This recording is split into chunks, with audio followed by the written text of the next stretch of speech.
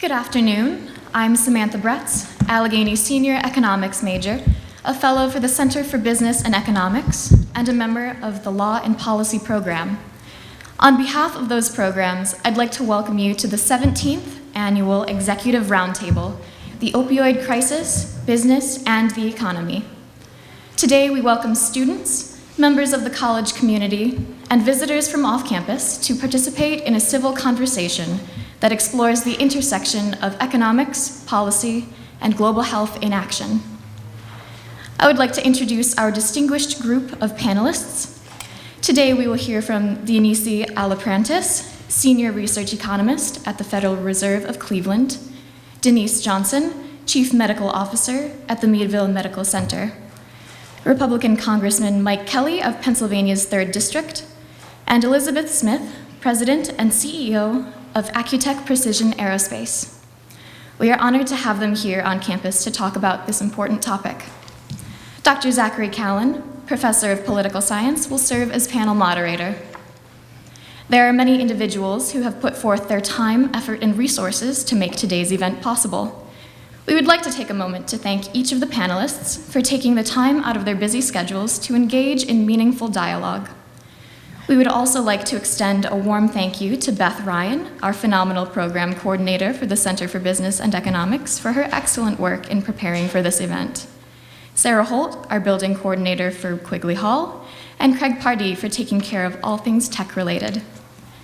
Finally, the Executive Roundtable is made possible by funding from the Earl W. Adams Jr. Endowment, established by Bill Brown in honor of Earl Adams, a beloved teacher, mentor, and friend.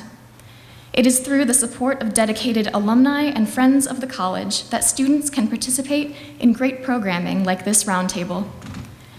As I wrap up these opening remarks, I'd like to express my excitement as a student engaged in today's local and global issues to hear what perspectives our panelists will share on the opioid crisis as it relates to business and the economy. Without further ado, it is my pleasure to introduce President Jim Mullen.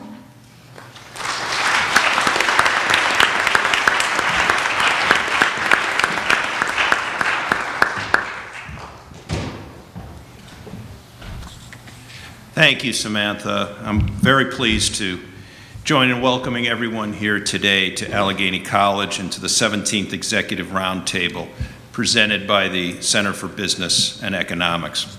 First of all, I'd like to join in acknowledging and thanking our distinguished panelists, Congressman Kelly, Dr. Alaprantis, our good friend Denise Johnson from the Medical Center, and a very special part of the Allegheny family, although she's not a graduate, our friend Elizabeth Smith. It's indeed an honor for us to join in hosting you today, and we appreciate that you are going to share your insights and expertise with our campus and local community, and most importantly, our students. Thank you each for your leadership and your participation in today's discussion, and a special word of thanks to my colleague, Professor Callan, for moderating the discussion, and to every member of the faculty here today and on our campus, particularly in economics and law and policy, for their work to make events like this possible. I'd also like to acknowledge several special guests who are with us today, individuals who give graciously of their time and talents to support Allegheny.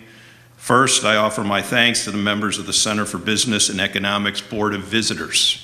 These alumni and friends provide invaluable guidance to the economics department and serve as mentors for our students. If you could join me in thanking each of them here today.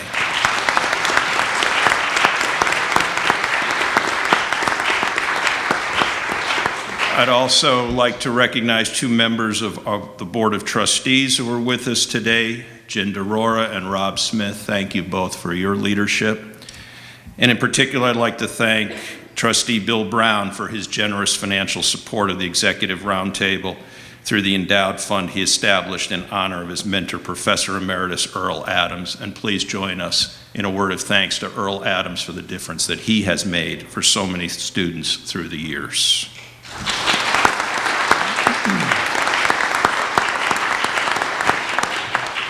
I also want to thank our friends at Armstrong.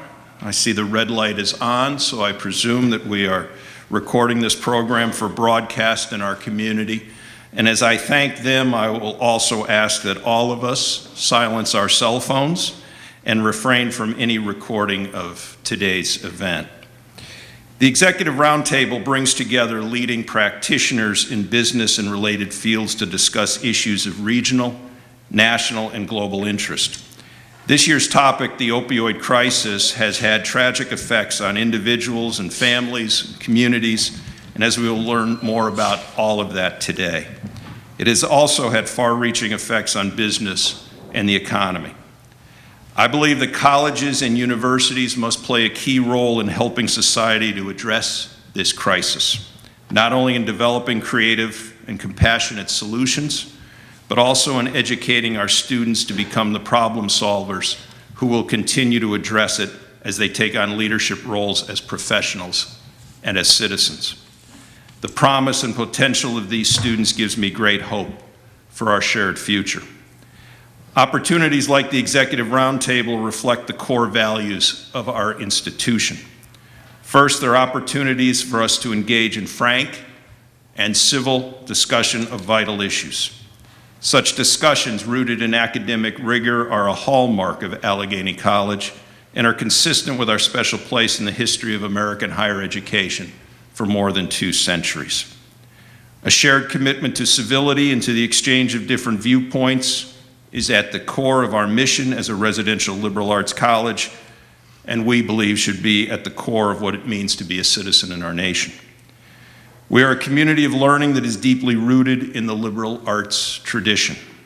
That tradition grows from a commitment to the rigorous pursuit of truth, to the free and full discussion of ideas, and to a respect for difference.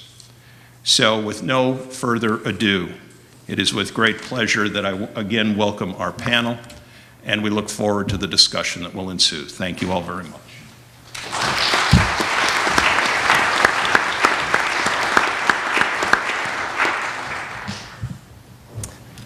All right, so first, thank you to everyone for being here. We have a really great panel today, so I think we're going to have a really good conversation. I'm excited about it. I just want to remind the panelists before we get started that although it seems like we have a lot of time, time goes really fast. So I have a couple of questions for everyone. The idea is that there's sort of a short answer and a long answer question, so I don't have to yell at anybody. So there's police yourself, right? And I will, so just that out of the way. I just want to say a couple of things very sort of briefly to sort of set the stage a little bit. So in 2016, 116 people died every day from opioid overdoses. And 11.5 million people misused opioids in some way. The overall economic cost of opioid addiction is about $504 billion with a B in 2016. So this is sort of an incredibly large-scale economic, political, and health crisis. And has a particular impact on rural areas in the United States. Rural areas that are already struggling with problems like deindustrialization, depopulation, and numerous other policy concerns. And so this is a really timely conversation. I hope that today we can start to put together some interesting ideas about the scope of the problem and even potential solutions. And I'd like to actually start with Ms. Smith. And I think this is sort of the biggest question that's on the table for today's event. And that is, how has the opioid crisis impacted your business? Thanks, Zach. Thanks for having me. As you saw in the program, I'm the president and CEO of a 450-person company headquartered in Meadville, Pennsylvania. And as an aerospace company, we do very high precision components, dynamic components for all matter of rotorcraft and fixed wing aircraft. So really really technically challenging things that our employees are using million-dollar pieces of equipment to make. So for us, it's very important that we have a sober workforce. For the first challenge that we have is hiring, actually. We have added over 100 positions in the past 5 years. We'll be adding 100 more over the next 5 years. And we find that people don't fail drug tests. Instead, they opt out of the hiring process altogether. So we have fewer applicants for these positions than we would otherwise. And we can't count that. So we don't know exactly what the impact of that is. Once they're in the door, however, the biggest loss for us is performance and turnover issues. We do have a really talented workforce, and opioids tend to hit those in their prime earning potential, people 20 to 50 years old. We've had people impacted everywhere in the company, from management to secondary operations, and we see more of the symptoms of drug issues rather than actual signs of impairment. So those signs of issues, addiction issues, are absenteeism, quality issues, performance, lack of performance, and those really have a significant cost. We had one person that we found subsequently had a drug issue. A lot of times we don't find out until after they're already gone. And that cost us over $30,000 alone in one complete scrapped order. So there's a significant financial impact from lack of quality, as well as an impact to insurance. 10 years ago, before I rejoined the company actually, there was a very large case. We were self-insured at that point for health insurance, and we had an employee who was let go for quality and attendance. He elected COBRA coverage, and within the next 18 months, we had paid for 2 livers. So it was a cost of 7-figure impact to us. As a smaller company at that point, that was a severe financial impact to us as an organization. And finally, I will say, and this comes back to a later question, we do work with our employees to retain them as much as possible. They are our #1 investment, and we seek to get a return on that investment and retain them as long as we possibly can. So we work with them. We do not have a zero tolerance policy, and there are many ways to work with employees to keep them employed, which we try to do. Thanks. So I want to sort of stay on this sort of question of the scope of the problem, but maybe reorient a little bit to sort of why. So Dr. Elaprantis, could you tell us a bit about why the opioid crisis has come to a region like Northwest PA? Like what are the driving forces at work here? Yeah, so thanks for that question. So I'll start by saying I'm an economist at the Federal Reserve Bank of Cleveland, so what I'm going to say are my opinions, and they don't reflect necessarily the opinions of the Federal Reserve. And then I'll also say that, just to be a little humble and say that I'm a research economist, so I have a lot of training in terms of statistical techniques to try to answer some questions like this, but in terms of a lot of the practical questions, probably defer to other people on the panel. But in terms of, why has a crisis come to, say, Northwest Pennsylvania, something that's actually a little bit surprising about this is how widespread the problem is. So that question is really more about why has it come to the US? And over time, there have really been 3 major waves where the crisis has expanded. So the first is kind of a long-term increase, if you measure it in terms of deaths, overdose deaths. The first issue is kind of this long-term increase in prescription deaths, so overdoses from prescription opioids. And that's been a long-term trend since the early 90s. And then more recently, things have happened really since 2010 that have kind of really picked up speed. So since 2010, heroin overdose deaths have increased dramatically, and since 2013, synthetic opioids like fentanyl or carfentanil, those have picked up very quickly. And the issues about, kind of why those things have happened, the long-term prescription deaths has to do with kind of how we manage pain in this country and how that differs from other places. And the more recent things are more about kind of the illicit drug market and also its relationship with the legal market. Great. So I want to switch, I guess, to more to a political question now, sort of, Mr. Kelly.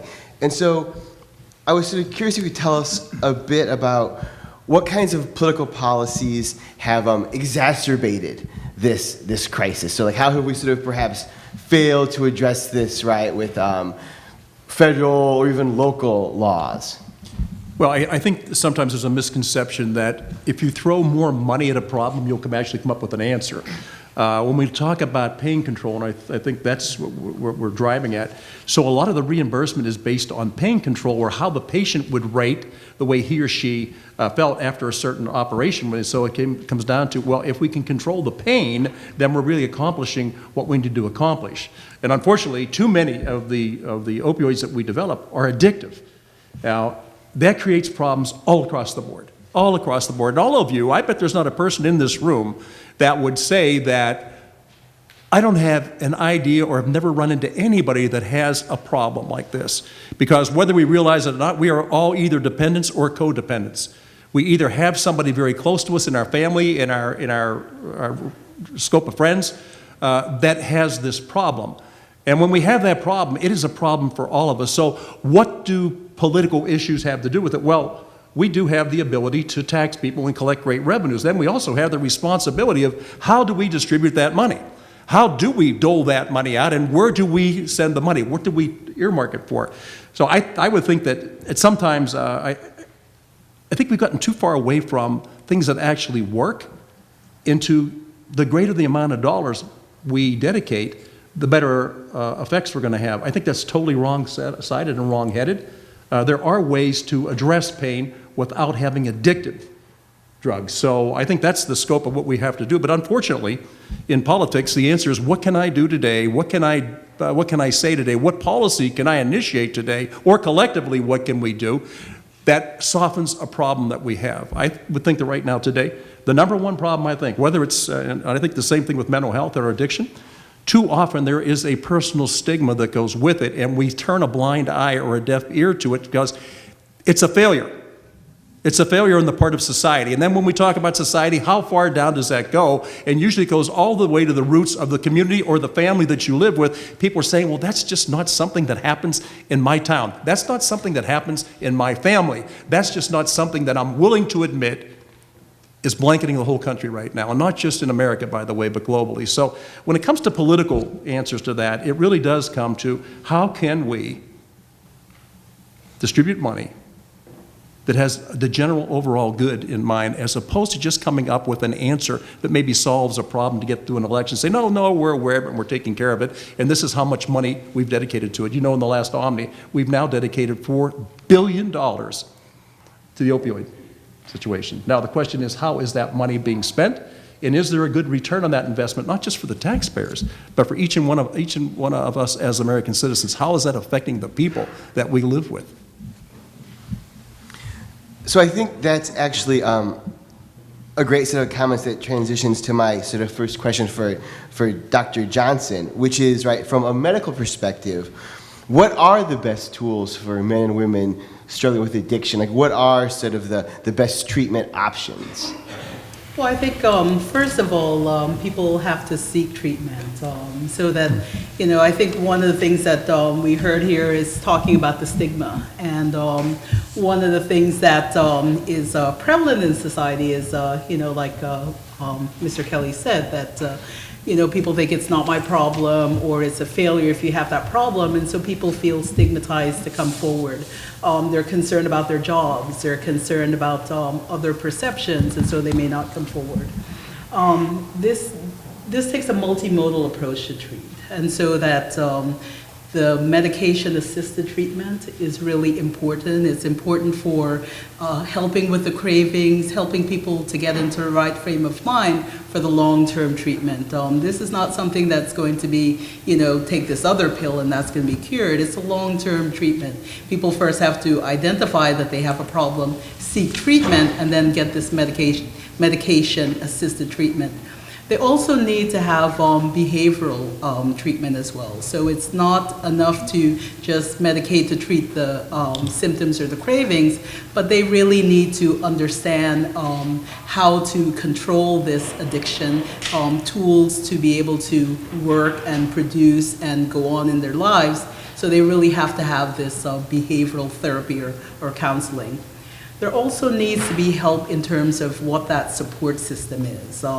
This is a problem that affects not only the individual, but the families, the community, the workplace, and this person we're planning to function in life afterwards and be productive. And so they really need a strong support system of family, of community, of faith-based groups, all those supports to make sure that that person is going to be able to stay on track in their recovery journey. So it's not as simple as, just one approach or another. You really need all of that to be in place to make someone successful. And it's a long journey. People are not often successful at the first try or in a short period of time. This is really an ongoing journey. So I think we've sort of we're making this sort of transition in discussions of sort of treatments. So now for this next set of questions, you have more time. So you can sort of, take some of these ideas and expand on them, and, we're doing great. So I actually want to go back to Ms. Smith again, Sort of based on what sort of Dr. Johnson and Mr. Kelly have sort of said, what are the kind of tools that, you need as a business leader, or that your employees need to really help them overcome opioid addiction? And I think you can speak generally, but specifics are also always great. Thanks, Zach. So the number one thing that we look for as an employer is really when we identify a person with an addiction issue, or they self-identify, or we identify and then they admit to it. We really want to get them into a rehab facility very quickly. There's a small window of time in which they're willing, or oftentimes until they're addicted, until that next hit, which could kill them. So we really need to make sure that these recovery programs are available and accessible. And we have not found a facility that is within our state that usually has openings, let alone our county. We've had most luck with Glen Bay in Northeast Ohio. They particularly are outstanding at following up. So they will check in with our HR department when we have somebody there to discuss how things are progressing. And then after they return to the workplace, they check in and say, hey, how are things going? Here's the things that we look for in terms of measuring progress. Are you seeing that happening, or are you seeing these other signs that could indicate that we might have another issue? So they really help our HR department navigate that ongoing recovery.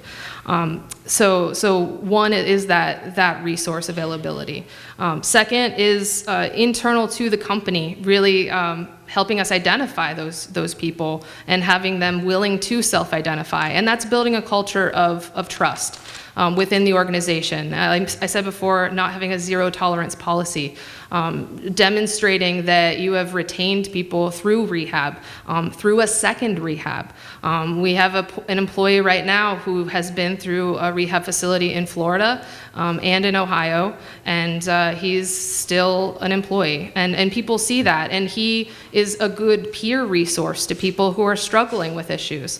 He's somebody that people can go to before they go to HR, just to say, hey, I don't want to get fired. How do I go about this so that I don't get fired? So with that trust, it's also important, to have peer-to-peer accountability, not as ratting somebody out, but seeing, hey, I don't want to enable my friend over here to continue being an addict. I really want to help him address that. So to enable that culture of support and trust, it's important to support the employee after rehabilitation. And the employer can do several things to maximize the chances for success. Our HR director calls it changing their zip code. They may often need to find a new network of friends. They may need to find a new living situation to set them up for success and get them out of old habits. We have the unique aspect of having 2 facilities in Pennsylvania, so we'll often send them to the other facility. We can work between shifts, change their shift maybe. We can change their department. They may need a less stressful position when they return back to work. So we offer them alternative positions that may be easier for them to handle mentally, so that they can focus on the the things they need to focus out in their life.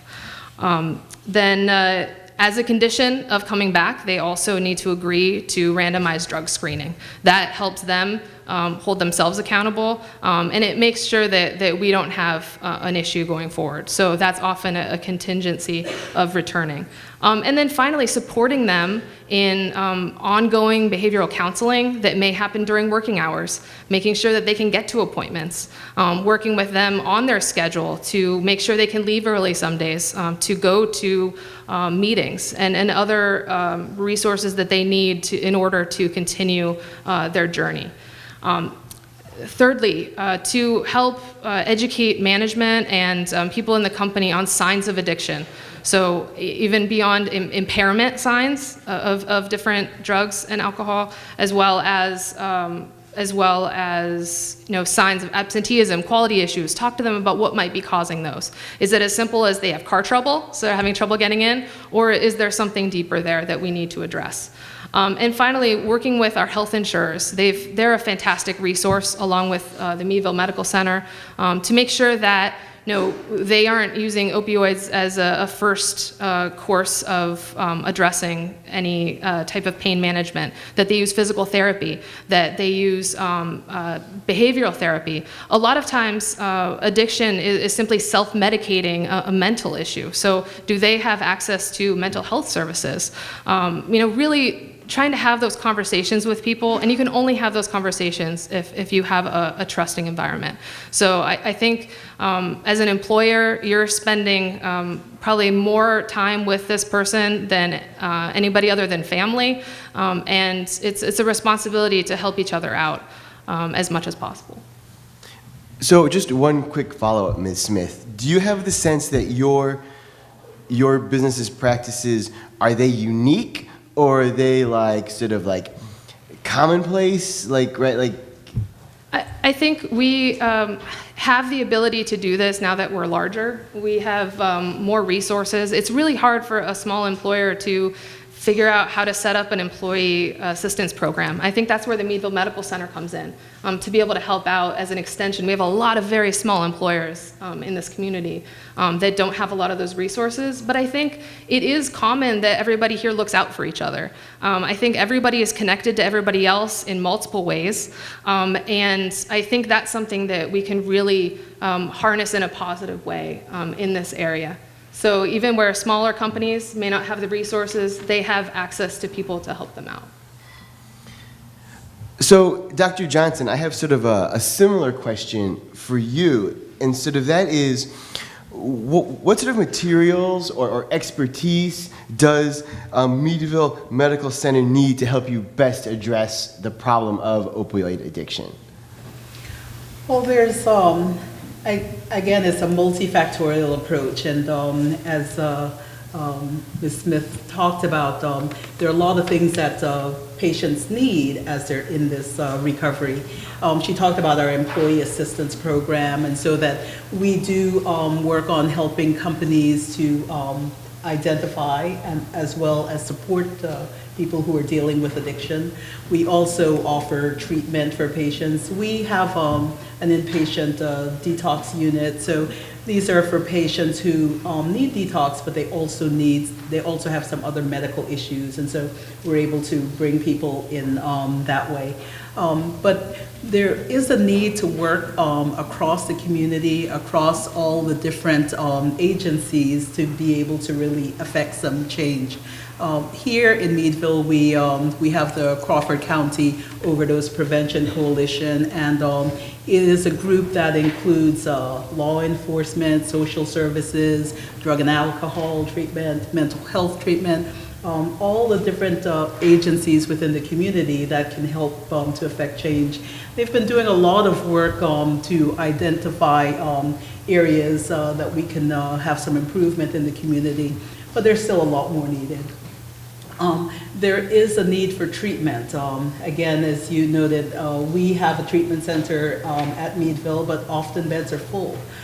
It's hard to find treatment for patients that are nearby, and so sometimes patients have to go really quite far to get treatment. So there's definitely a need for expanded treatment programs nearby. As I said before, medication-assisted treatment is just part of it, but there also needs to be behavioral counseling. To get access to behavioral counseling for patients is quite difficult, to get the appropriate counseling for them to have, and then also to afford counseling, because some people are insured, some people are not insured, and to make sure that they're getting all of the treatment they need, that can be difficult to have access to the right type of counseling. And then, of course, the support system. There is need in the community to work on that support system and to provide that infrastructure that will set people up for success. But that's a need in the community as well. In our rural communities, transportation is a major problem. It's a problem for people to get access to treatments that they need. It also can tend to make people isolated as well. And so that transportation limits us a lot in some of the treatments that we are needing to use. So definitely much more availability then of treatment centers, access to the appropriate behavioral counseling, transportation as well, and then, again, funding to afford that treatment. So I think your discussion of transportation is really sort of interesting because it's maybe not something that we sort of think of right away as being sort of a causal factor that would matter in this way, right? So how do you imagine working around the transportation? Like how do you solve this geographic problem? What are first steps in that? Well, we right now at Meadville Medical Center, we do have a medical transportation system. So we have a whole department that is provides transportation to people for medical appointments. We have some of it is funded, some of it we have volunteer drivers who will volunteer then to take people on their medical appointments. So there is some funding, there's some volunteer services for transportation. We do have a bus system in Meadville, but again, the bus system is limited because we're so rural. It's really hard to get to individual houses. So we have some fragments of what is needed for a transportation system, but we really need to have comprehensive transportation available for anyone who might need that. So it may be that patients who need treatment would have access to this medical transportation regardless of insurance, or they would have some insurance that would cover it. So that certainly is a need then for people to be able to get treatment. So I think continuing sort of in this direction, I want to sort of shift to perhaps a slightly wider perspective, right? So Dr. Alaprantis, right? So what is is there a way forward, right, out of the sort of opioid crisis, right? So what are some of the, if we've talked about sort of what happens at employers or with medical treatment, what are sort of broader social or economic sort of tools that could be used to move us sort of right out of this problem? Yeah, so that's a great question, and I'm going to actually tie that back into your earlier question to me. So I think a lot of that depends on what are the key drivers of what's going on here. So in some really influential research, some Princeton economists, Ann Case and Angus Deaton, so Angus Deaton is a Nobel laureate, he just won the Nobel Prize recently, they noticed that suicide rates in a lot of, essentially white prime-age males have been going up for a while.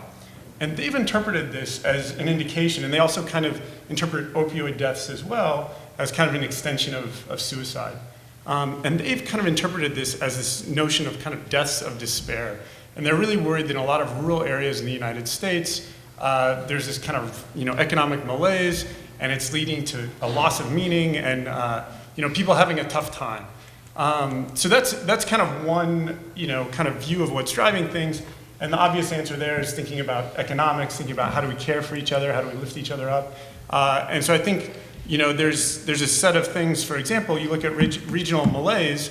One of my colleagues, Mark Schweitzer, has actually shown that when you look at relative income since 2000, the industrial heartland, what we think of as kind of this general region, like incomes haven't risen with the rest of the country. And so you think there is something going on with the economics, and I'm very sympathetic to that. But I'll also push back on this issue of deaths of despair. So there's a lot of other things that could be explaining kind of the opioid crisis and some of these suicide rates that we see. So a couple of things, for example, so they're comparing our suicide rates across white prime age workers to those in other industrialized countries like Europe, and some things are very different here than in Europe. So access to, say, mental health treatment, so universal health care, things like access to firearms, and then also just the rate at which we prescribe opioids. So I actually think I'm very sympathetic to this issue of deaths of despair, and I think it doesn't hurt to think in those terms and to try to lift up, people in regions that aren't doing as well economically. I think there's nothing lost in thinking about that. But I think the best evidence we have actually indicates that a lot of this is being driven actually by, this is an issue about the drug environment. So it looks like pain doesn't really vary that much across space, but prescription rates actually do. And there's evidence that a lot of that is driven by, physician training. So, and then there's other evidence saying that maybe it's not, this economic issue. So my own research, when we look at the effects of the Great Recession, actually opioid use didn't increase at all in response to the Great Recession, which was a major labor market shock. So it makes you think if there's this, even if it's a longer term issue, this deaths of despair story, the evidence in favor of it isn't as strong as you might suspect. So that makes me think, if you think about the drug environment, then you think of some very obvious and basic things are, physician education and practice, access to treatment, and then just simple things like shutting down pill mills. But yeah, so I think we're still working on the research in terms of what is the primary factor responsible for these things. But I would just say that I think it's important to realize that whatever we think we conclude from the research is ultimately driving this, is more responsible for driving this. I don't think it's mutually exclusive that we have to work on the drug environment or we have to work on the economics. I think you can do both at the same time, and I think we should. So sort of in that vein, I think one thing that strikes me as you're sort of talking is that some of these solutions are really long term. Like physician training can be a really sort of long term, a slow ship to move potentially, right? So how do we balance long and short term solutions on such an immediate sort of problem?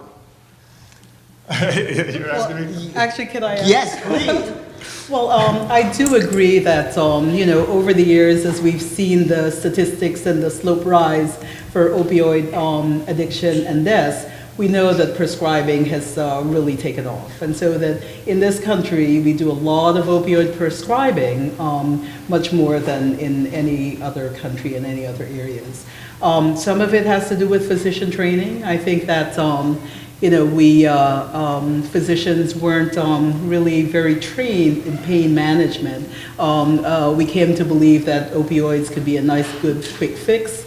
You have a patient in front of you who is suffering. Pain is so subjective. You want to, we're all empathetic. We want to help that person, and we want to help them with the pain management. We weren't trained in terms of how to manage that opioid for a short term, how to wean someone off, and how to really focus on alternative treatments. There also is not good funding or reimbursement for alternative treatments, so that a person who really needs stress management and yoga is going to have to pay for that on their own, or they could get a prescription that their insurance will cover. And so that, those sort of easy ways to manage pain left us then with this long-term problem. Since then, and since recognizing that issue, there have been a lot of things that have been in place. Here in Pennsylvania, we've got the physician drug monitoring program, which we didn't have before, where we really can see where your patients are getting medications from and who else is treating them for that. When that was first proposed for physicians, we're worried, oh my goodness, what's that going to be like for our workflow? This is really intrusive. This is going to be really difficult. But but we really found benefit in it, and we really opened our eyes to say, oh my goodness, I'm treating this person who has pain, they're getting all this medication, that's not really appropriate. So physician education, I think physician awareness is something that really has come to the forefront, and physicians are aware now. They're aware of where their patients are getting other prescriptions for, and so that has changed your prescribing practices. For licensing for physicians in Pennsylvania now, there is additional education on opioid prescribing that's required when we relicense, and so we're working on that prescription there. So I think the awareness, the access to more information for physicians, and then more education that's happening is affecting the prescribing. But we still then have the issue of, we really know that physical therapy can be much better than narcotic pain medication for a lot of pain, but it's not well funded, and so that you can be covered for your pain medication, your opioid, but you can't be covered for those therapies. So those are things that need to change, and educating patients that these alternatives really do have benefit. And then setting the right expectation. I think that, we think that pain medication should leave you with the absence of any pain whatsoever, and that's not realistic in most cases. And so setting the right expectation on what those actual goals would be is something that we need to do a better job at. All right, so for my last questions for Mr. Kelly, so there's no pressure. But could you tell us just a bit, sort of sticking with this idea of sort of solutions? I was curious if you could tell us a bit about how you think sort of political institutions and perhaps nonprofit organizations sort of could actually work together to deal with this crisis. So trying to think more specifically about the kinds of institutional changes, the kinds of policy changes that we could see that would really sort of suggest forward motion. Yeah, I think that, because everybody's talked, whether it's a doctor or Beth, and I don't know how many people out here have actually experienced this fact or had this occasion where somebody, I said earlier, a friend or a family, if a family member is not, I can just tell you, it's become too close for me. And I think, again, I'm going back to what role would government have in working with the private sector. I really believe that the most effective efforts that I see, and the change only takes place during the times of a crisis or a tragedy. I think we're looking right now, we're beyond a crisis now. This is an epidemic. This is a full-blown epidemic. When you start losing 115 or 116 people a day, then there needs to be more awareness of it. So how would government work then? I really believe that each community has a unique ability to take care of its citizens. The communities know better, I think, than somebody going to Washington and saying, we've thought about this, and we think this will work in Meadville, Pennsylvania. We think this will work in Erie, Pennsylvania. We think this will work in Sharon or down in Butler. I've always believed that the best solutions come right from the people who are undergoing the experience. At this point in my life, I used to coach children's sports. I can't tell you the number of funerals I've been to in funeral homes where I've actually gone in and I've had a young person that I had coached, and there's always the pictures of them in their little league outfit or their little football outfit, and then you look at this person laying in a coffin and you say, what happened from the time that child was there playing every day to where he or she is today? And I think the awareness part of it is the one that comes in. I said earlier, we're all either dependents or codependents. I think when we start to realize that this is a community problem and this is not something set aside, I will tell you, I'll be very honest with you, and, because I live with it every day. The people who are addicts are referred to too often as the worst of society. We talk about them as dopers, we talk about them as the worst of the worst, and we do these things. Now, they usually self-medicate. They feel terrible about the fact that they're an addict. The only way they can get over that is to take something to make them get through that time period. Then they start to feel sorry again, or they feel bad about it. I had to take something to get over feeling bad. It's a vicious circle. The other issue, and I don't know how many people realize this, listen, there's two addictions. There's your physical addiction, which you can go to a clinic, you can go to a detox, you can go to a month-long program and come out of there and feel, you know what, I was able to get through that entire program. But while you were in the clinic, the disease was waiting for you in the parking lot. Because there is a mental addiction that takes place, far greater, by the way, than the physical addiction. And I think when we start to confuse the fact that these people want to be this way, as opposed to they need our help, then we can't make that transition. And we always look to, well, there needs to be somebody needs to do something about this. And I have people tell me, look, they say, so what are you going to do about this? And I turn around and look and I said, what do you think we should do, and what would your role be? They'll say, well, no, not me. What are you going to do about it? I said, it's your town. It's your son. It's your daughter. Tell me where you are. Oh, no, I've walked away from it because you know what? It's exhausting. And for those folks out there, by the way, that have this problem at home, there is nothing more exhausting than to have somebody who is ill in your family because you want them to get better. You want to do anything you can to get better. The trouble with the addiction is you can put your life savings into sending them to clinics. You can send them to detox after detox after detox, and they come back out, and within hours in some cases, they're back on the street buying something to get them through something that's addictive in their mind. I've always thought that the best answer to most things in my life, it has been the faith-based people, the people who really look at our fellow citizens as brothers and sisters and not problems, is the way we're able to fix things. I've got to tell you, because I'm also in business.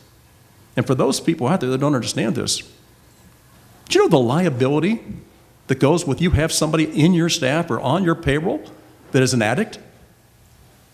You are liable for anything that they do that's wrong. And then the question comes up, well, if you knew they were an addict, if you knew they were an alcoholic and you hired them and they went out and they had something while they were working for you on the payroll, they had an accident, that's really your fault. That's not their fault. I want you to put yourself in these people's places. They can go to interview after interview after interview and not get hired. And we tell them, you know what, you're just going to have to get tougher. You're going to have to find a way to cut through all that. And there's nothing easier than being in the stands as opposed to being on the field and actually facing it every day. Because I can tell people all kind of advice as long as I'm not the person in the battle. But I think the number one problem we have, and this is after going through this, in my case, from the time somebody was 14 years old to the time that they're 38 now, and the exhaustion that comes with it, not just with the parent or the relative, but also with the person themselves. It is that loss of hope that you can never recover. And I don't know how many of you have ever been in that situation. When you were on the darkest of your days and you think, I can never get out of this no matter what I do, I can't get better. Then the question becomes, what role is society's, and then what role is government? The only thing I think government can do, government can get a deeper look at what's going on and what government can do to help people get out of that problem. We can't prevent it because a lot of these are choices that are made, sometimes very carelessly, depending on your genetic makeup. Some people it doesn't affect. Some people it gets right away. That's the real challenge. So how do we get away from this? But Doctor, you talk very clearly about this. Listen, you can go through every detox in the world, but if you don't have the support once you get out of that detox, if you're not able to go to one meeting a day, minimum one meeting a day, sometimes 2 meetings a day, where you sit down with a peer group that's been what you've gone through, that understands the pain and the depth of despair that you're going through, that can tell you, I too am in that same position. Let me tell you what I do to get through it. And you help that person. I'm really worried about this. We think that the answer to this is throwing more money at it, and it's not the answer. Money is not the answer, but effective treatment is. And then the other part is all of us as human beings. There's something that burns within us. There's something that is a decision maker where we either say, I'm going to beat this, or I give up. I give up. I wish it were always the former and not the latter. But having watched this happen in my life, and I can tell you, I've watched it so many times, and I've watched these folks, and it is so sad to see the loss of human potential because of this addiction. I would go back, I got to tell you, this idea that we can treat pain or the idea is to get rid of pain. I grew up in a time period when the way you get rid of pain was to take a couple aspirin.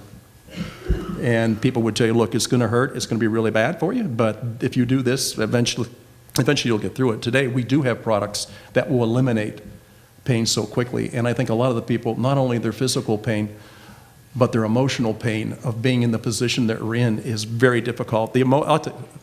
Physical pain is much easier to deal with than emotional pain, and all of you know that. Anybody that's suffered a loss, a personal loss, you know how difficult it is to get through those days. Usually it's by somebody else showing up that holds your hand or prays with you or tells you, I think we can get through this, I've been through it too. But I see this has developed in an altogether different direction. I wish I could come here today and say, we have the answer. Because if it's going to be we, it's going to be a collective we, and it's going to be something different for each one of those personalities. I think too many times people think, well, government should be able to solve this. Government cannot solve anything in its own. People will solve it. And people who have open hearts, open minds, and are willing to put themselves out there. I will just tell you, the people that are in this business, and you know this to be true, they need help too. They feel the pain, they get tired, and they're the ones that are on that front line all day long, and too often there's nobody there to help support them. That's right, I love the outside groups that can come in, and you can go to a meeting in the morning, you can go to a meeting in the evening or at lunchtime, and different people get a chance to help you out. But if you're on duty, as you have seen this, you do this all day long, there is a stress factor that just overwhelms people, and they get to the point where they give up hope. I'm talking about the people that help people who need the help, and I think that's the danger that we face as a society. But seriously, how can we look at losing 116 lives a day and think this is not about me? Because it isn't about me, it's about us. And I think that having forums like this, and all of you out there, can play a role at some degree. You can't do it every minute of every day, but maybe you can help out in a way that you never thought you could help before. Maybe there's something you can do. And a lot of it is just putting your hand on that shoulder, saying, Beth, I know you're going through a really tough time. If you need somebody to talk to, give me a call. If you want to have a cup of coffee, let me know. Let me try to help you get through that crisis. So these are crisis times for us, and I mean it, Doctor. I think that, look how many people showed up, and this is across the spectrum. I see people who are my age, and I see really young people, and I see one thing that's really here. You are all here because you care very deeply about what's going on in your family, in your community, in your churches, in your schools, what's happening in our country. So the answer is right out here. Each one of you is the answer. I don't think any of us by ourselves have the answer. All right, so thank you. I want to thank first all my panelists for their great sort of comments today and for being here today. I think they've given us a lot to sort of think about and talk about. And so I think now we're going to open things up for Q&A from the audience. We have a lot to talk about, so I think we're going to keep our questions as focused as we can on the issue of the day. But other than that, I think there's students with microphones out there, right, wandering around. So yeah, if you have a question, throw your hand up, and they'll find you. And yeah.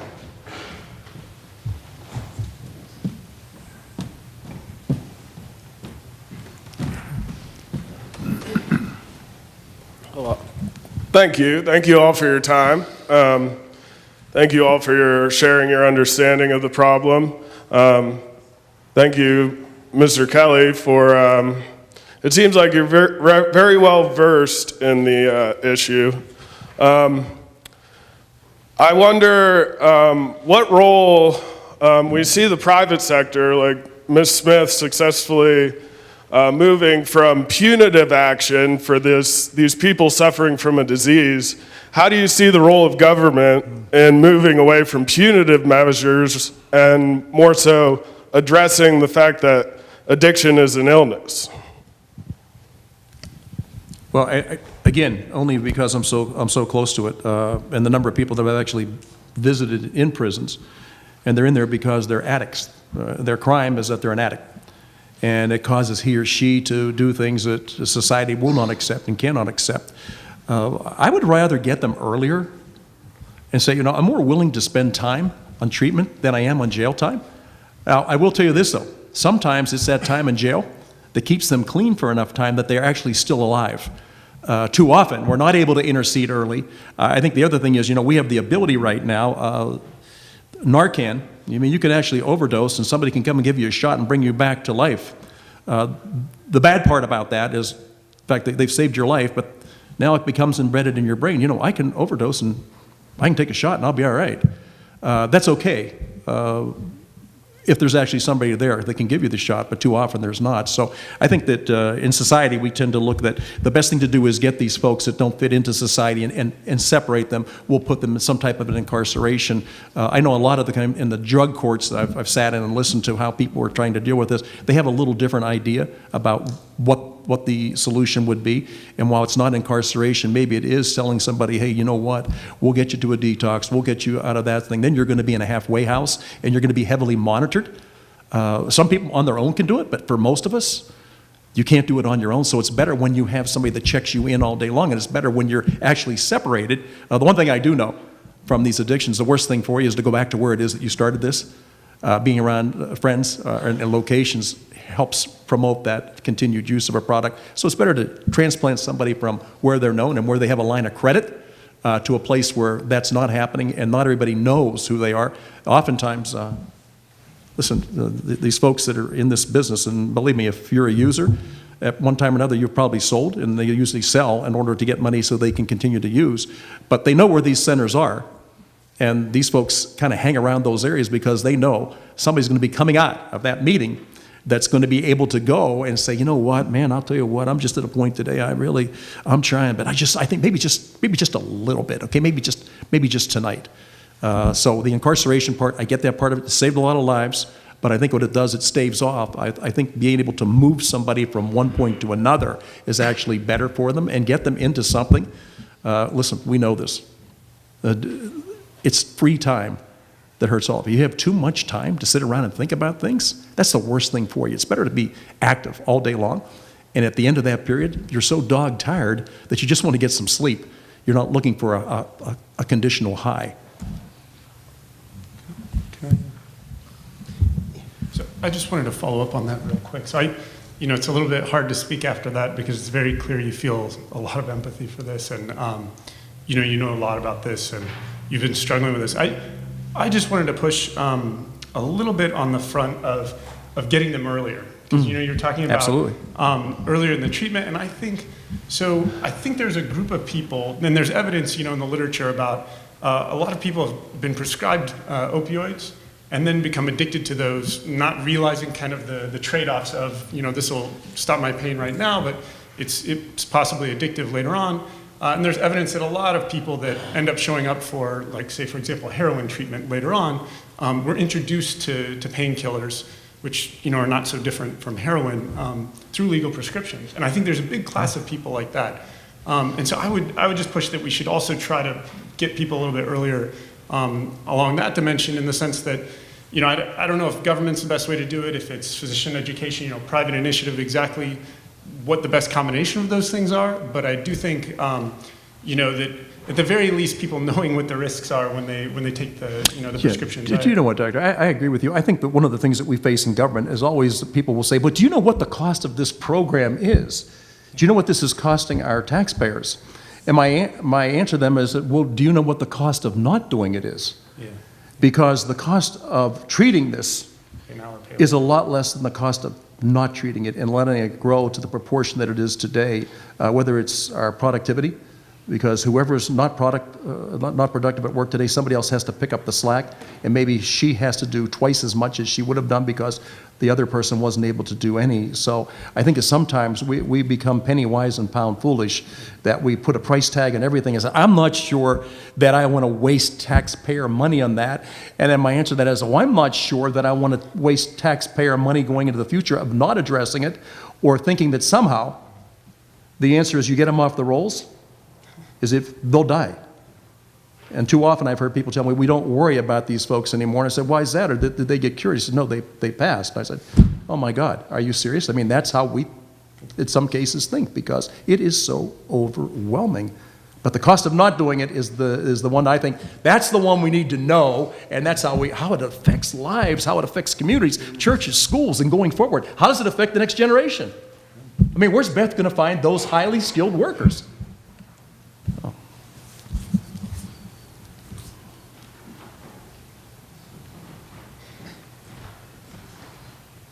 Well, thanks. My name is Mike Corner. I'm a class of 1980 here in Allegheny, and I'm glad to be back here to talk to you folks.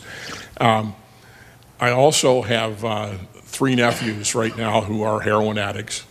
One's in rehab in California right now for the 2nd time. Another one is in a nursing home here in Crawford County with heart issues that I'm not sure he's going to survive to see 30. My question on this is we've spent a lot of time here, and I have 900 questions, frankly. But the big one I have is on this. Their gateway drugs and all their cases were not prescriptions, and I'm just curious as to Dr. Johnson in particular is what you see percentage-wise. I know Ms. Smith, you talked about your employees. Do you see people coming into your employment that are already struggling with these drugs and these things, or is it something that we do need to spend more and more time on that prevention and trying to keep them off of them in the first place? That's my question. Ms. Johnson? For me? Yeah. Okay. So the question is, what sort of drugs do we see people coming in on? Yes. So I think already mentioned before, it really does seem like the epidemic really increased as we really increased a lot of our prescribing. We are seeing people that are addicted to heroin, but a large percentage of those patients or those people started out with a prescription. So you start out with a prescription and you take it for a legitimate reason, but your body is used to it, and when you're not taking it, you feel bad, and so you need to take more. The prescription drugs are expensive, and so that if you want to buy the pills to treat your habit, it's cost prohibitive for someone to stay on prescription medications unless you're really very wealthy, and so that heroin is cheap and easy, and so that a lot of people then, when they really can't afford to continue their prescription drug habit, may switch to the heroin. We don't necessarily distinguish, for the most part, what people overdose on, because a lot of times they overdose on a combination of medication, so that there might be heroin, there might be some fentanyl, there might be other opioids in there, and so that most of the overdoses that we see and the deaths have multiple substances. So we don't have a very good way right now of distinguishing, although we're starting to do that a little bit more. But what we're seeing people coming in with overdoses on, the overdose killer really has been the fentanyl, which is 100 times more potent than morphine, and the carfentanil that you've heard of, that is hundreds of times more potent than that. Those are coming in then lacing other drugs, illegal drugs that people would buy, and so those have high potency and really do cause more overdose and death. So no real good numbers for that, but I think that the prescription drug is probably the majority of at least getting people to that point, if not the cause. But then, heroin has been increasing as well, but it's often a combination, not, for the most part, it's not just one drug. I'll jump in and say it's also not a prescription, their prescription. It could be a family member's prescription, and there were leftover drugs somewhere in the house, and they wanted a crazy weekend and augment the usual drinking with something else, and then go from there. We've had a case where somebody's mother had advanced cancer, had a lot of prescription medications in the household, and that's how they became addicted. Another issue I think that we haven't brought up yet, but I think Dr. Johnson alluded to it, is the ongoing management. So once they're in recovery, they'll often be prescribed methadone or Suboxone, ongoing to as sort of a legal option to prevent withdrawals, and it's sort of a stepping stone, but it's often used with no end in sight. So they'll just be prescribed this, they go and get their legal hit, and oftentimes it's used like that. In fact, we had somebody relapse because they were tired of of going to their legal drug dealer, and the hassle of it ended up going back to the street drug. They also will max out the dosage and take half of it themselves and then sell the rest of it.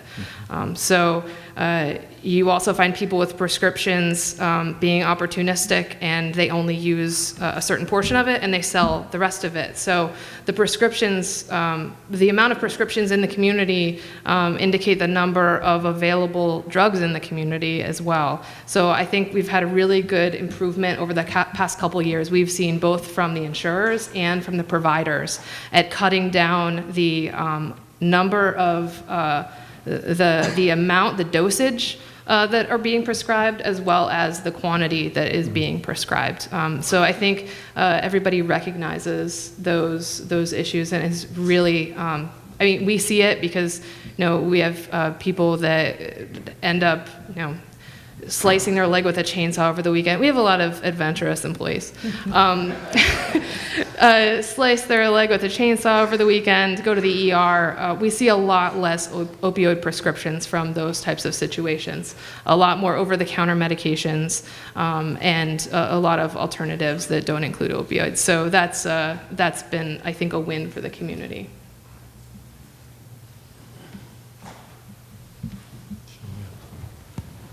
Thank you. Name is Jacob. My question is for Mr. Kelly. It's something that you said at the beginning of the discussion that I don't technically agree with. You said that taxing opioids would incentivize addicts to consume less. I see the incentive you speak of somewhat. However, what about those who are not addicted and are in the worst possible state possible and are actually in need of these drugs, but the costs are found to be a hardship for them? What about their voices? Obviously, the opioid epidemic is imperative to pay attention to. That's why we're here. My question ties in Obamacare and the Affordable Health Care Act. Will their voices be heard? That's my question. But before you give the mic, so tell me again, your concern is with patients that... You said that taxing opioids would incentivize addicts to consume less. I'm sorry, I disagree with that. I said taxing? Yes, you said tax revenue of drugs. I don't remember saying that. What do you say? Well, you seem to think I did, but is there anybody else in the audience that heard me talk about taxing opioids? I don't believe that we mentioned that. Yeah, can you be more specific? We talk about the allocation of government funds. You said tax well, I don't want to get back and forth forth about what you think I said or what I did say. Your question is how would these folks, how would they get prescriptions? Is that what you're asking me, or what are you asking me directly? What about people who need these drugs and aren't addicted? Well, I don't think there's a question about people who need those drugs. If they need them, they can be prescribed by a doctor. I think my question is, there are other ways to treat pain without having addictive drugs. So I think that's the key. Can you elaborate? Some of these are such great strength and prescribed in such great number that it goes beyond, I think, what people need. I know when I had my shoulder operated on, one of the things the doctors told me is, make sure you keep taking these pills and stay ahead of the pain. Well, I got to the point, I said, you know what, I think that it's time for me just to go ahead and put up with the pain and not try to stay ahead of it. Now, in my case, I was able to walk away from it, but people have different thresholds of pain. Some people say, you know what, I kind of like that feeling, and I think I'll continue down that road. So I don't know that you can make a general statement about this person or this prescription would take care of society in general. I'm just saying you have to be very careful because each of us has different tolerances. Yes, I totally agree that there are better routes to go about rather than just drugs. Can you elaborate on such opportunities? I'm not sure I understand your question. You're asking about revenue. What part of revenue? I'm not talking about revenue. I'm talking about these opportunities rather than taking drugs.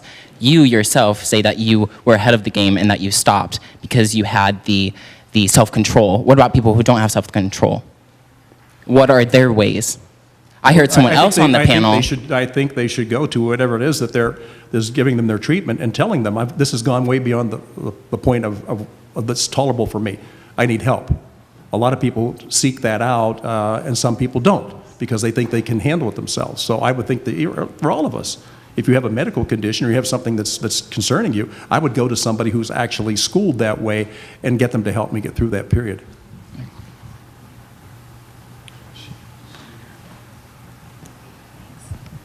Hi, thanks so much for your participation in this panel. I'm Shannon Mariachi from the Political Science Department here. I'm really struck by how all of the panelists are talking very much with the language of rehabilitation, the language of help and support. And when we look at the history of U.S. drug policy and even the history of U.S. drug discourse among our public, it's not been a discourse in general that has been focused on support and care for the addict. It's really quite overwhelming that there's been a strong focus in our country on retributive and very harsh measures, and yet there's a real shift, I think, in our country recently. Maybe the panel is an example of that, and I'm wondering your thoughts on why you think the language has shifted so much. Why, from, say, the 1980s crack epidemic, right? What's different today? It's beautiful to hear the language, and I'm wondering to what you attribute that shift. Can I take it? Well, I think that the sheer numbers of people that are affected, I think it makes it hard to ignore. And so that when we hear of the number of people that die every day, you know, that is so high in number compared to anything that we've seen in the past, I think has been eye-opening. But I think the other thing is that, you know, there is the stigma. And I think that for many years we said that, you know, people who are drug addicts are morally bankrupt for whatever reason and not really worth considering. You know, the comments of, you know, don't revive them because, you know, they would die anyway. That was sort of the feeling for a lot of people, and that's how that whole group of people, those addicts, were thought of as something wrong with you. Now that there's so many people, and now that there's so many people that we know, that they're young people, that they're educated people, that they're people that, you know, that it's hard for you to look at them and say that they're morally bankrupt. Now I think that, you know, the different people that are affected, as well as the number of people, it just makes it impossible to ignore.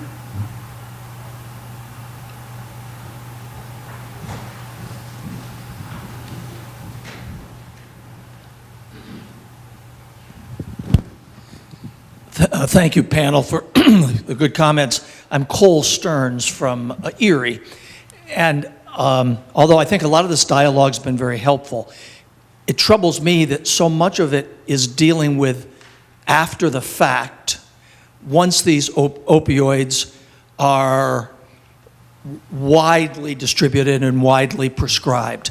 So just briefly, it's clear to me in the course of raising a family in northwestern PA that just through normal medical procedures, opioids have been the drug of first choice to deal with pain. For Mr. Kelly talked about having surgery to his shoulder. I had arthroscopic surgery to my shoulder a couple of years ago. And I was prescribed OxyContin as absolutely the drug of first choice, not last choice. And never, when any of our family members have been given these drugs, have we received any warning that I'm getting a drug that if I am physically so inclined, one pill could lead me to addiction.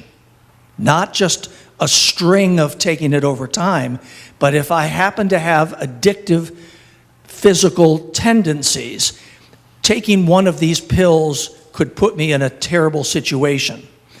And so I'm wondering how the medical community has for a long time understood the addictive qualities of these medications but yet only now are they rising up and saying, boy, this is really a problem.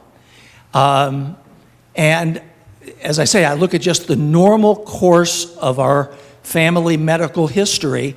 It came clear to my wife and I a couple years ago that we had accumulated a large stash of opioids in our house, really through no effort of our own other than having them doled out to us in a preventive way. And Mr. Kelly, your comment about aspirin as the prior avenue of choice is a good one, but clearly aspirin is not a money generator in today's medical industrial complex. And so now we've got these highly profitable drugs and a system where they've become the drug of first choice with very little warning and very little understanding. And now the whole discussion today is largely focused on, now what do we do? Now the horse is out of the barn. I'm just going to say something real quick to you because I think what you said is so clear. We don't know when these drugs are prescribed to us what their effect is. I'm going to give you a personal example. My sister was dying of pancreatic cancer. The doctor had prescribed Oxycontins for her. Well, she got to a point where she was having a tough time swallowing, and so I'm thinking, you know what? The problem is she can't get this pill down, so I bought a stylus in a bowl, and I would take that Oxycontin and grind it up, and I would mix it with pudding to give her because I thought, I know she can handle the pudding or the applesauce, she can't swallow the pill. And what I didn't realize, she would go through these incredible explosions, and she would just go out of control. And her doctor came up to see her at the house, and I said, Doc, while I'm talking to you, I said, listen, there's something wrong with Joyce's medicine. It's causing her to really go off the rails. And he said, no, it shouldn't be any problem. I mean, what I've prescribed to her is going to really help with her pain. I said, well, she was having trouble swallowing it, so I would use it in a stylus. I'd pound it down and I'd put it with the applesauce. He goes, oh my God, you can't do that. That's like setting off a firework inside her brain. That's a time release. And so I said, well, you never told us that. You never told us that. And our idea was, again, right, because you see it every day, the idea is how do you take people from their and all this pain and make it easier for them? And I agree with you. There's no directions on the bottle. It just says, take these when you're feeling pain. And then it becomes a habit. And even once you're over all that, a lot of seniors are addicted because they've gone through that same process. So I know exactly what you're talking about. And I know the aspirin doesn't work for everything. I'm just saying, at the time I was growing up, they didn't have these other products, thank God. But it is, not knowing what you don't know can be a real problem. So I understand what you're talking about. Had that doctor told us earlier about that, I never would have done that. I thought I was helping her. And I wasn't. I was really, it was driving her way beyond the point of anything she could actually handle. Well, I think that things are certainly changing now. I don't believe that there was the widespread real knowledge of the pain medication and the extent of addiction from short courses of medication. Again, I think that for the most part, physicians were focused on, making sure my patient felt well and that, relieve pain as much as possible. And I don't think that people were really carefully thinking about how much medication a patient really needed to get over the acute amount or the acute event and what would happen with those leftover pills. So I think that there was certainly a deficit of knowledge and just not the caution in terms of prescribing those medications. We are doing a lot better now as a profession to really educate our members on really the long-term effects of those medications. There are a lot of external restrictions then are being put on physicians. There are health insurers now that will only allow a certain number of days of medication for any patients with narcotics. Again, there's the drug monitoring program so that we can see what people are being prescribed and required education for physicians. So Yes, there should have been a wider awareness of the effects of these large quantities of prescriptions.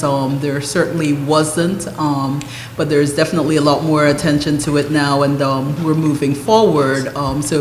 I think, as Ms. Smith said, we are seeing the prescriptions decrease. The number of prescriptions are significantly decreasing. Physicians are having those conversations about appropriate use of medications and the risks for addiction. So we're certainly having a lot more of that. But yes, it's a little bit late coming on, but we're making those changes now.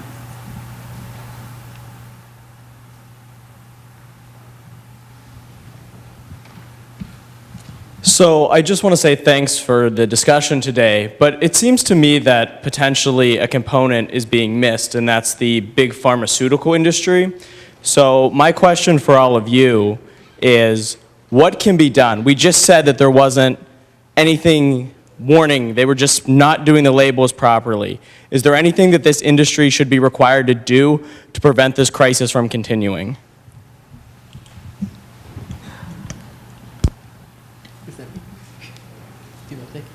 I mean, so yeah, I'll try to start on that, but kind of almost segueing from the previous question, which I think was clearly related. I think one danger is that we might kind of overcorrect for what's happened. So I think one thing we don't want to do is have just this kind of uniform pill limit. I think what we really want is physician discretion. I think we want physician education. And then I think it's up to the physician, kind of another earlier question of, when someone's in the situation, I think it should be, between the patient and the physician to figure out what's the best course to go forward. And so I think one thing that can happen is if we have a uniform pill limit, then someone that might be addicted, they might then go to heroin. And now heroin has fentanyl in it, it has carfentanil, it has these things that are, way more dangerous in terms of overdose death than the prescription drugs, medication. So, I think, there's a lawsuit right now. I think the issue is we're all going to have to kind of figure out the solution to this, like collectively as a country, and we're going to have to all come together. And I think the pharmaceutical companies are going to have a role in that. I think, I don't know exactly what some of them have done, but my impression is that some of them, have already made kind of good faith efforts. One thing I'll say, so another example, kind of going back to what I was saying earlier, there's really clear evidence that OxyContin, there was a reformulation of OxyContin so that this precise thing couldn't happen as easily. So you couldn't just kind of mash it up and take stuff out. So it got turned into this kind of time release, I think it was a gummy or something to that effect. And then what happened as a result of that is people started going to heroin. And that actually, there's very clear empirical evidence that it looks like kind of the reformulation of OxyContin is what led to the uptick in heroin deaths. And then, the heroin with fentanyl. So I think where we are now, I think it's a matter of figuring out the best way forward, and I think everyone's voice is going to have to be at the table, and I think it will include those pharmaceutical companies. Yeah, also, and I think you're right, but again, for people who smoke, there's actually a declaration on the pack of cigarettes about what this could cause, and even having that declaration on it, people said, well, you know what, I like to smoke anyways. And if you watch on TV, when people have an advertisement for some type of a medication, usually in a 1 minute ad, there's like 15 seconds that addresses what it's designed for, and then there's like 45 seconds talking about the side effects that could happen, and usually the last thing is it could cause death. And I said to my wife oftentimes, well, I don't know why they're developing this if at the end of it, depending on who you are and what your situation is, it could actually be deadly. So there is a declaration, but I think probably more important than anything else is that not the over-the-counter drugs, but the drugs that are, the medications that are prescribed by a doctor. A doctor should be able to sit down and should be able to actually walk you through that whole process to tell you the upside and the downside of whatever the medication is. And so, more than anything else, you're going to have to keep a close eye on this to see how it affects you. I don't know that there's a one-size-fits-all. I wish there was, but there is not. I think government can have oversight of it, but at certain points, people are going to, it's human nature, they're going to do certain things that are even, knowing it's harmful, they'll still do it. So I think education is probably the best part in understanding what it is that you're taking. I think we have time for just one more question. There was a young lady down here somewhere that had their hand up. Right here in the first row. Oh, I'm sorry, wait, I didn't want to take it. I took the mic out of his hands, didn't want to do that.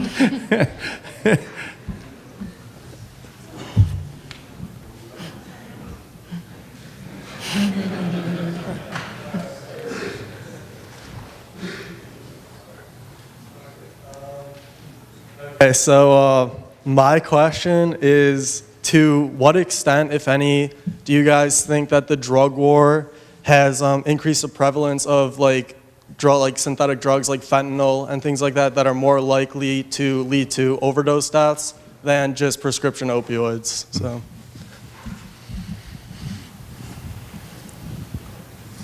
Is that me? You're So your question again was to what extent the I guess the war on drugs has affected the synthetics? Is that? Well, like just like illicit, like just I guess the illicit drug market in general, and like dangerous drugs like fentanyl, because oftentimes people aren't sure like if the heroin they're buying has fentanyl in it and things like that. So just like the black market created, if that plays a part in the opioid crisis in general and the large number of overdose deaths. Yeah. So I think in a couple of ways. The first that I mentioned before is that if you are addicted to prescription drugs, it becomes really expensive very quickly, and you need to move on to something else to keep from having that withdrawal. And so that may be heroin, and heroin is going to be mixed with other things. Also mentioned is, the reformulation of those prescription medications.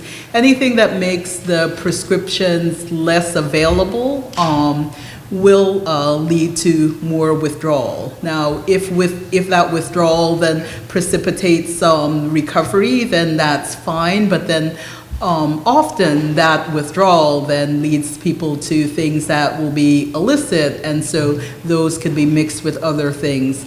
I think in terms of manufacturing of illegal drugs, I think there certainly is a market now for synthetics that are not regulated, right? Because there's not anything that, this formulation that you can make that can have the same sort of effect isn't quite known yet, and so it's not well regulated. And so, there certainly is an opening for those sort of medications or drugs to be available now as well. So, yes, we're seeing a lot more of those tainted heroin drugs because, of less availability than of the others.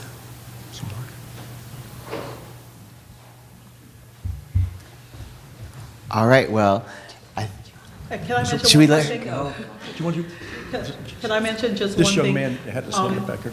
We do in Crawford County have a website that's called letstalkhelps.org or .com, and we have information about resources that are available throughout the community, how you can find help, how you can get to a support group, all kinds of information like that. So that is something that we'd like to widely promote as a good resource for people and families who are looking for help. And Meadville Medical Center hosted an event recently for employers, and I understand there's going to be another event as well. So I would recommend anybody who's available to attend that Let's Talk event.